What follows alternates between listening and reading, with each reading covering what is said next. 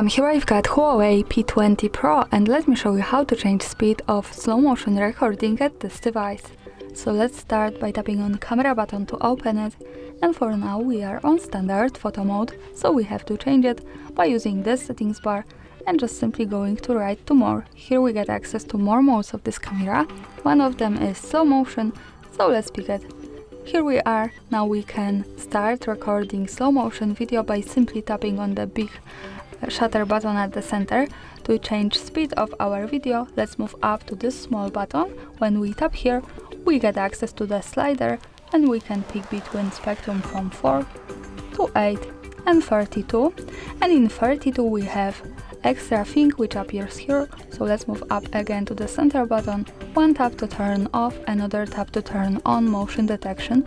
So this is kind of extra thing we can use to improve our video. And in 8 we don't have it, in 4 also we don't have it, so this is only available with speed 32.